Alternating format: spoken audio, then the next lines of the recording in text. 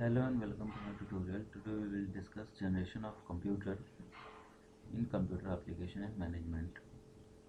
Let's see types of generations.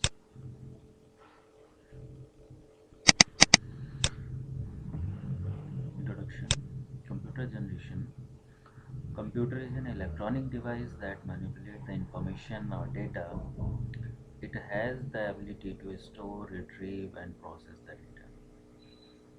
Means computer आपका information को store कर सकता है, इसका इंफॉर्मेशन को फैच कर सकता है, रिट्रीव कर सकता है और उसे प्रोसेस करके एक मीनिंगफुल इंफॉर्मेशन में कन्वर्ट कर सकता है। नाउ डेज हम कंप्यूटर का यूज़ डॉक्यूमेंट्स बनाने में, ईमेल सेंड करने में, गेम खेलने में, इंटरनेट यूज़ करने में, ब्राउज़र्स को के थ्रू, इन सारी चीज़ों में डे टू डे लाइफ में बहुत सारे वर्क हमारे कंप्यूटर के थ्रू होते हैं। So let's see types of generation. We have a 5 types of generations. First one है आपका first generation. Introduction. In 1946 to 1959, this period of first generation computers, the first successful electronic computer called ENIAC. ENIAC stands for Electronic Numeric Integrated and Calculator. This is the first generation computer. Some other examples: ENIAC, IBM 701, IBM 650. Some advantages in first generation computers. Let's see. First one, it made use of vacuum tubes, which are the only electronic component available during those days. यहाँ पर जो calculation या processing का work करता था वो vacuum tube के through होता था। these computers could calculate in milliseconds. यहाँ पर कैलकुलेशंस जो फर्स्ट जनरेशन की कंप्यूटर्स हैं वो कैलकुलेशन आपके मिली सेकेंड्स में परफॉर्म करते थे। There are some disadvantages in first generation computers. First one, these were a very big size. Weight was about 30 turns.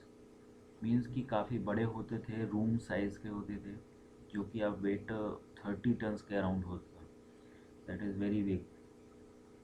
These computers were based on vacuum tubes. ये computers आपके vacuum tube पे based होते थे.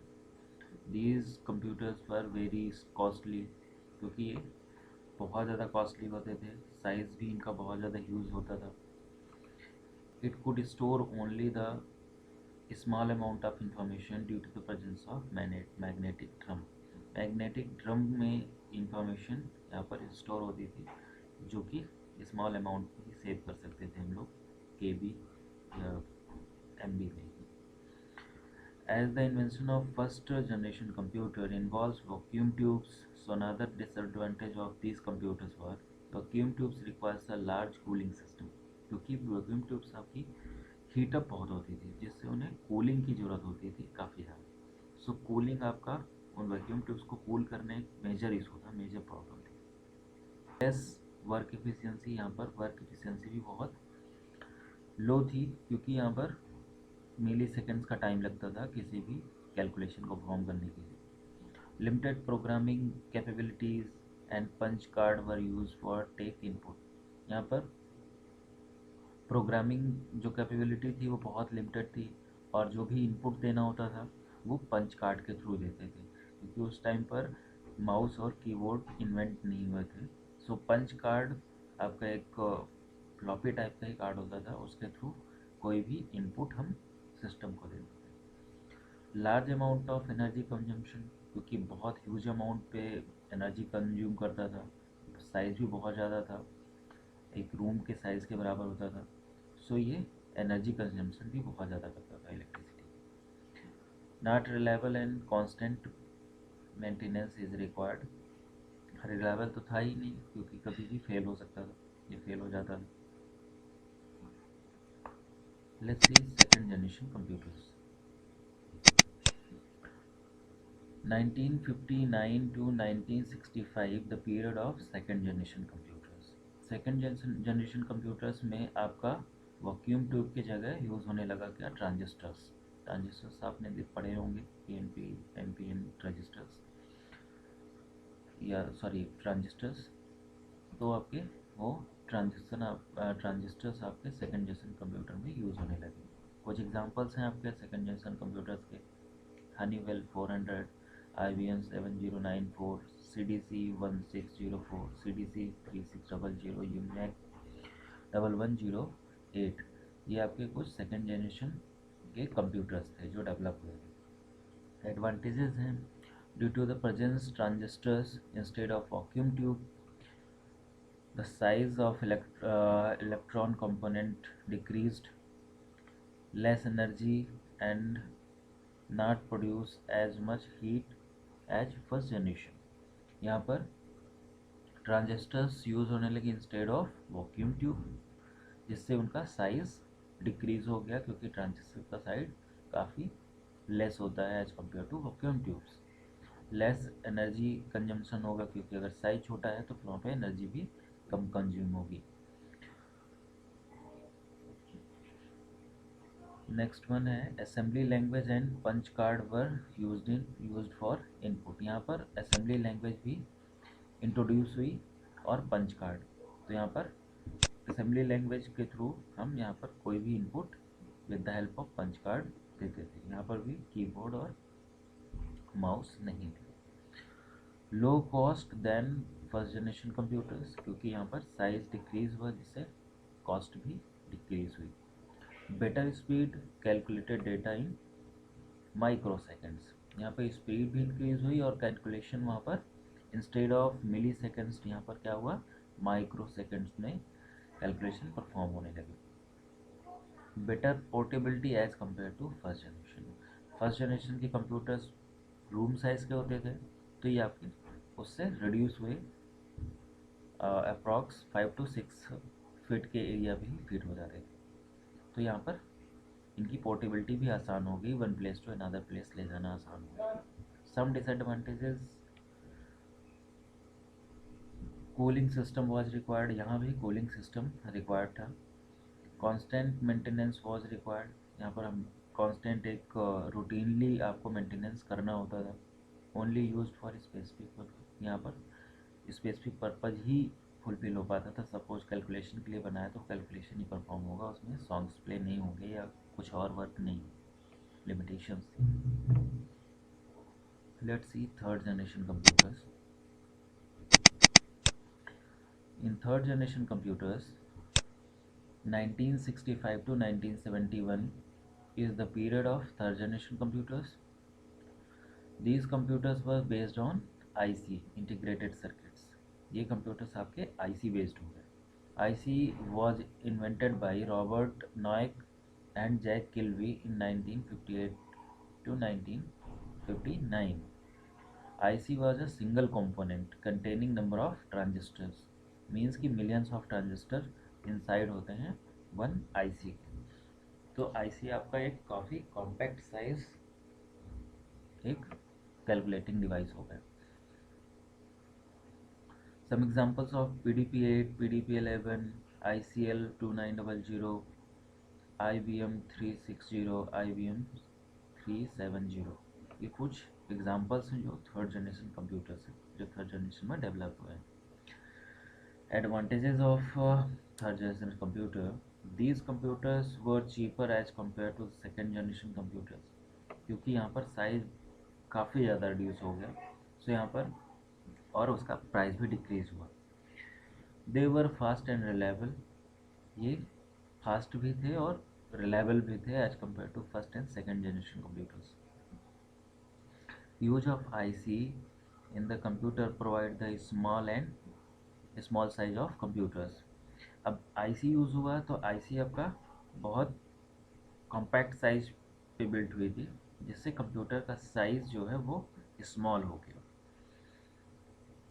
IC not only reduce the size of computer but also improve the performance of computers as compared to the previous computers। यहाँ पर IC की वजह से परफॉर्मेंस भी इंक्रीज हुआ साइज के अलावा। This generation of computer has a big storage capacity। यहाँ पर मेजर एडवांटेज ये था कि यहाँ पर कैपेसिटी इंक्रीज हुई, जीबीज में होगी।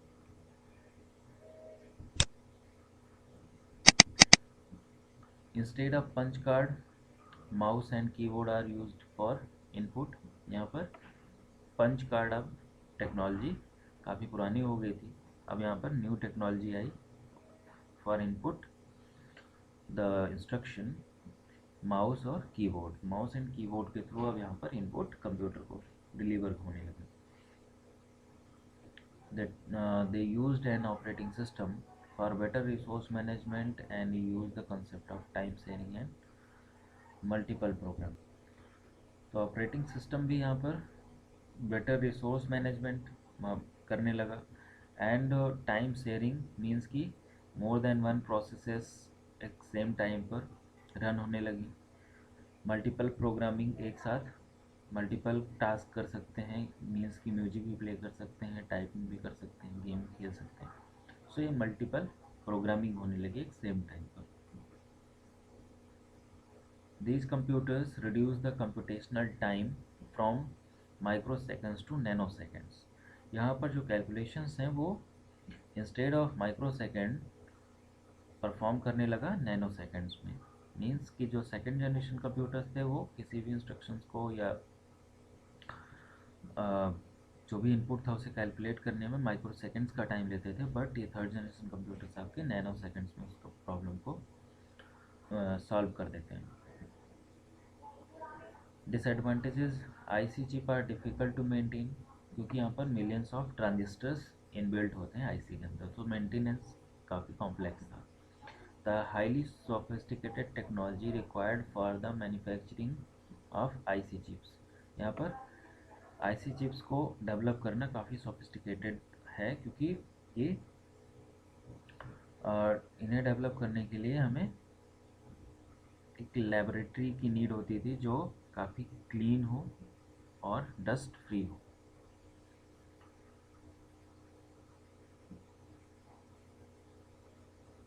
थर्ड वन है आपका एयर कंडीशन इज़ रिक्वायर्ड, यहाँ पे भी कूलिंग की नीड थी।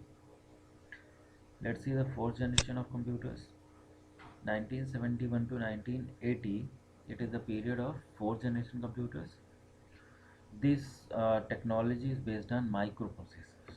microprocessors आपका powerful computational device है। A microprocessor is used in a computer for any logical and arithmetic functions to be performed in any program। जो आपके माइक्रोप्रोसेसर्स हैं वो अरिथमेटिक और लॉजिकल ऑपरेशंस को इजीली हैंडल करते हैं। ग्राफिकल यूजर इंटरफेस मीन्स जो आप आइकन्स के थ्रू ऑपरेट करते हो सिस्टम को, उसे ग्राफिकल यूजर इंटरफेस कहते हैं। तो ये मोर कंफर्ट प्रोवाइड करता है यूजर्स को as compare to command based systems, जो कमांड के थ्रू रन होते हैं उन सिस्टम्स के कंपेयर में। कुछ एग्जांपल्स हैं फोर्थ जनरेशन कंप्यूटर के, IBM 4341, DEC 10, स्टार 1000, PUP 11। ये कुछ फोर्थ जनरेशन कंप्यूटर्स के एग्जांपल्स हैं। एडवांटेजेस हैं fastest in computation and size get reduced as compare to previous generation computers. यहाँ पर कंप्यूटेशन काफ़ी फास्ट हो गया और साइज बहुत ज़्यादा रिड्यूस हो गया as compare to previous generations. Heat generated is negligible, heat भी काफ़ी ना के बराबर ही हो गई जो जनरेट करता है सिस्टम। स्मॉल साइज हो गया, लेस मेंटेनेंस रिक्वायर्ड, यहाँ पे मेंटेनेंस भी रूटीनली चेक करने की ज़रूरत नहीं होती थी हमें। All type of high languages can be used in this computer, यहाँ पर जो भी हाई लेवल लैंग्वेजेस हैं वो यूज़ कर सकते थे। जैसे पहले असेंबली लैंग्वेजेस यूज़ कर रहे थे हम लोग, वो अब आप यहाँ पे high level language like C++, जावा, PHP, पाइथन, ये आपकी हाई लेवल लैंग्वेजेस जिनके थ्रू कंप्यूटर में हम इनपुट कर सकते हैं अपनी इंस्ट्रक्शंस को। डिसएडवांटेजेस हैं the microprocessors design and fabrication are very complex, क्योंकि कॉम्प्लेक्स स्ट्रक्चर होता है माइक्रोप्रोसेसर्स का, तो डेवलपमेंट काफ़ी कॉम्प्लेक्स है। Air conditioning is required in many cases due to the presence of IC, क्योंकि यहाँ पर आईसी भी यूज होती थी जिससे कूलिंग की नीड इन्हें कुछ होती थी। Advance technology is required to make the ICs, यहाँ पर आईसी को इम्प्रूव करने की ज़रूरत थी जिससे heat up come. Let's see the fifth generation of computers. The period of fifth generation computers in 1982 onwards. This generation is based on artificial intelligence. Means कि अभी हम लोग जो कंप्यूटर्स यूज़ करते हैं ये फिफ्थ जनरेशन के कंप्यूटर्स हैं। आर्टिफिशियल इंटेलिजेंस यहाँ पर यूज़ होता था। The aim of the fifth generation is to make device which could respond to natural languages input and are capable of learning and self-organization. This generation is based on ultra large scale integration technology, resulting the production of microprocessor chip having 10 million electronic components. Very ultra large scale integration means ये एक technology है जिसमें millions of transistors को हम एक single chip के inside programme करते हैं। So this is the very complex technology जो हम फिफ्थ जनरेशन में यूज़ करते हैं। For example desktop, laptop, notebook, ultra notebook, Chromebook. So these are the fifth generation computers. Advantages हैं कुछ। It is more reliable and work faster. ये reliable भी हैं और work भी fast कर रहे हैं। It is available in different size and unique features. ये different size में available हैं laptops, palm tops, different size और features पे available हैं। It provides computer with more user-friendly interfaces with multimedia features. ये आपका यूज़र फ्रेंडली या GUI based computers होते हैं और मल्टीमीडिया बेस्ड होते हैं जो आपको आइकन्स के थ्रू दिखते हैं। So I hope you guys understand the generation of computers.